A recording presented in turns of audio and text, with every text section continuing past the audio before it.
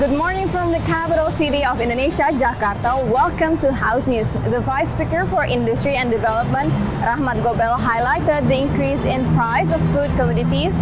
He asked the government to quickly resolve this issue of food price fluctuations. Poverty issues in East Nusa Tenggara has happened for several years. This notion is one of the concerns of Indonesia's government. As a matter of fact, East Nusa Tenggara holds potencies in order to elevate poverty. Tourism and fisheries are the main sectors which could be further developed to give significant achievement in poverty elevation efforts.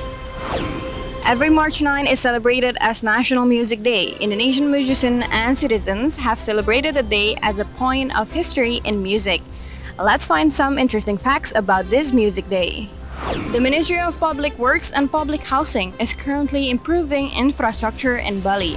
This effort supports the Indonesian presidency at the G20 Summit in October 2022. The supporting infrastructure includes the renovation of road and bridge, the arrangement of mangrove area, and the rehabilitation of the NUSA 2 Bali Reservoir. In July, the infrastructure improvement efforts are targeted to be completed.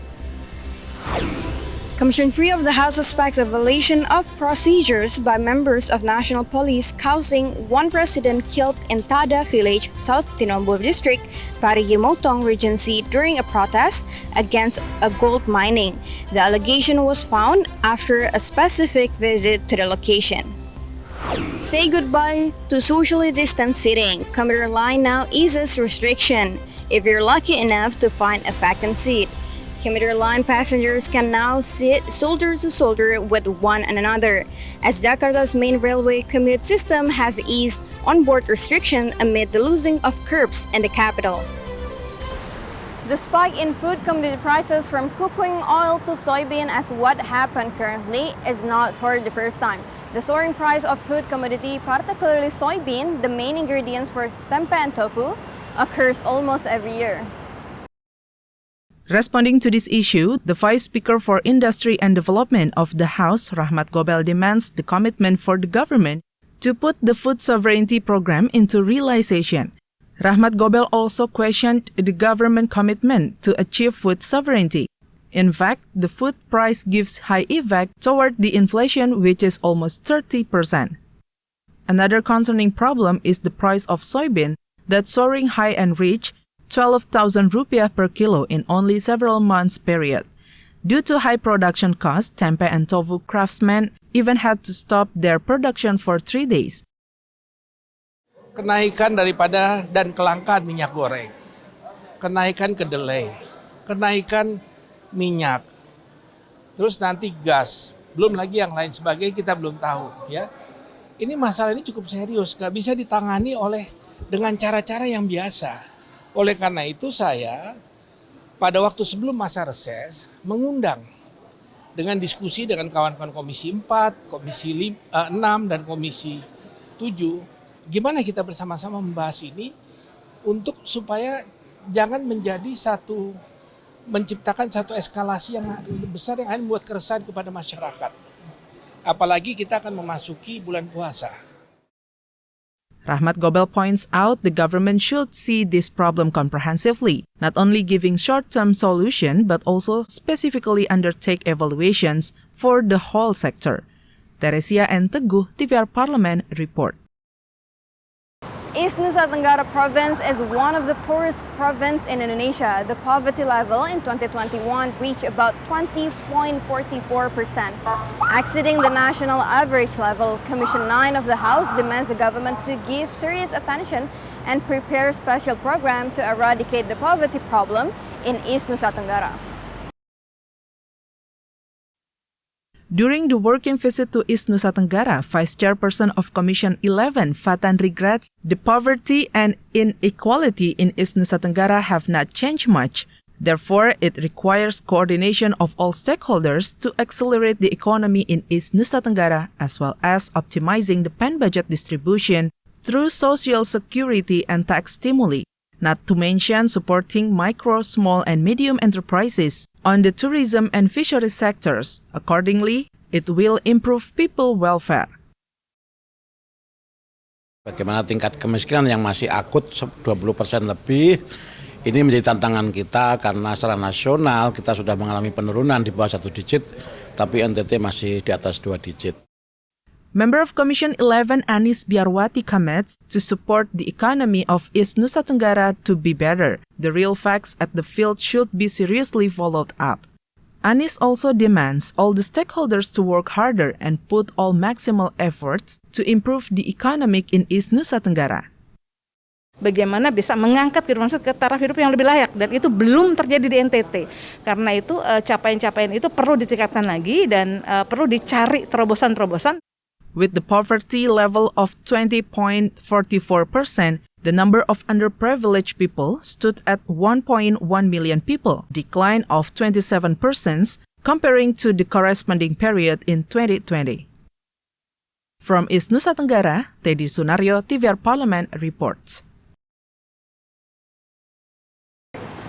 National Music Day is celebrated on March 9 every year. The choice of date refers to the birthday of the great Indonesian composer, W.R. Supratman, although it was later revealed his actual birthday was March 19, 1903. March 9 in the celebration of National Music Day. It has been established since 2013. Through Presidential Decree No. 10 of 2013 concerning National Music Day by the former President Susilo Bambang Yudhoyono.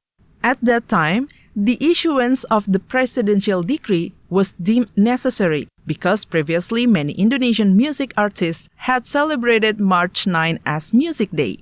Before Susilo Bambang Yudhoyono issued the Presidential Decree on National Music Day, former President Megawati Soekarno-Putri first declared National Music Day to be celebrated on March 9.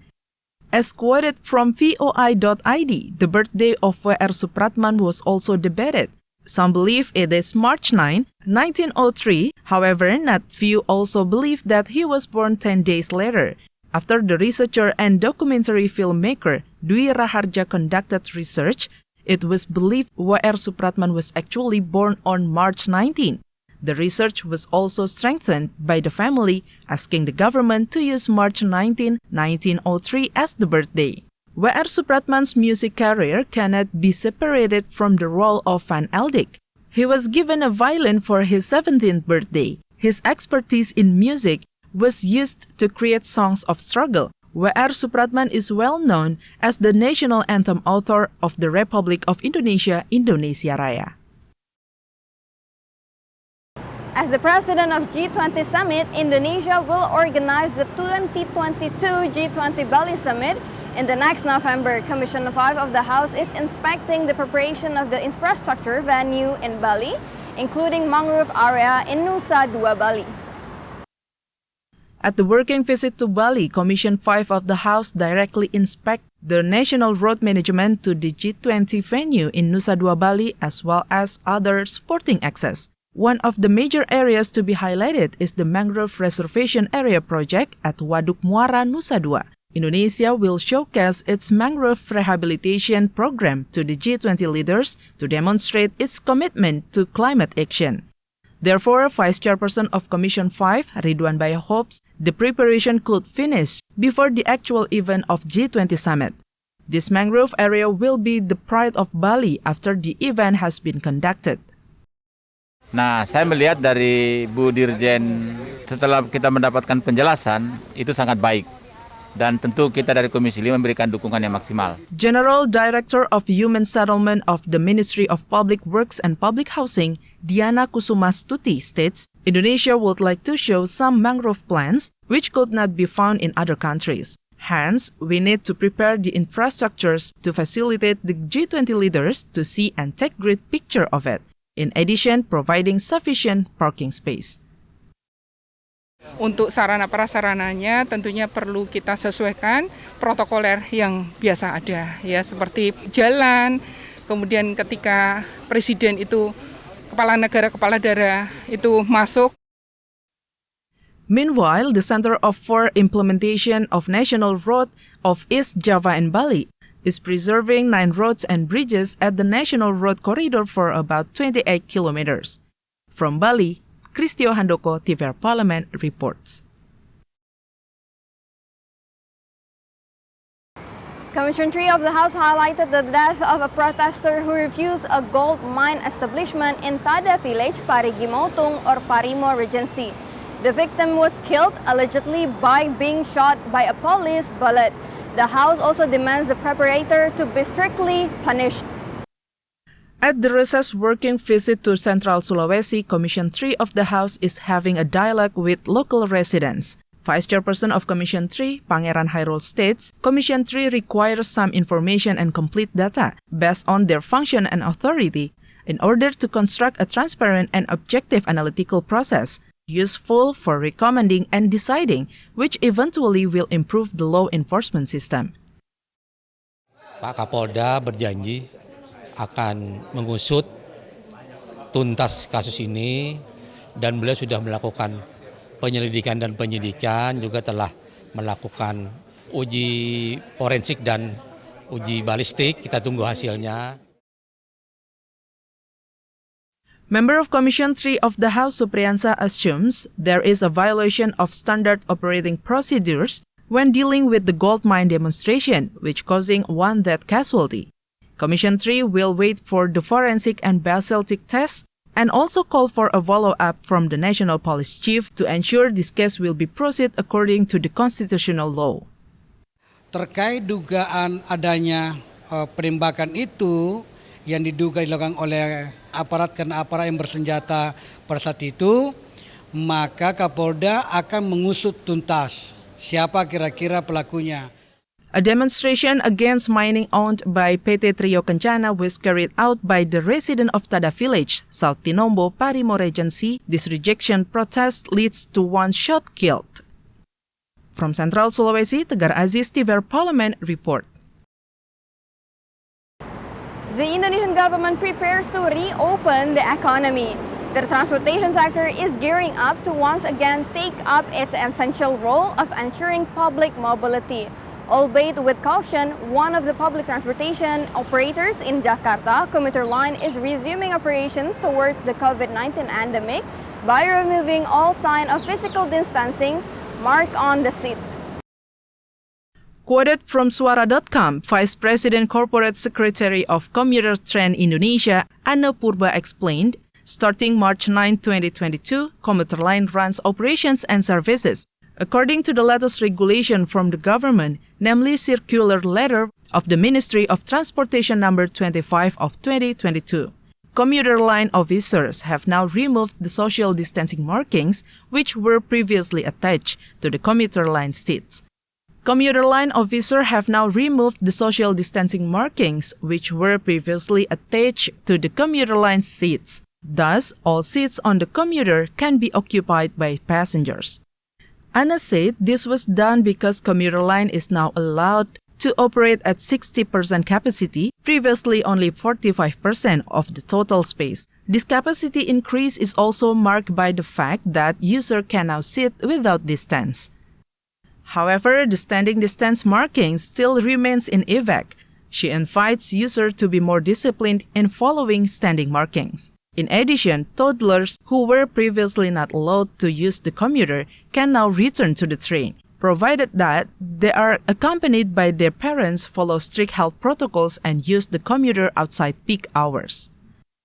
Passengers are also required to have been vaccinated by scanning through the Peduli Lindungi application or showing a physical vaccine certificate.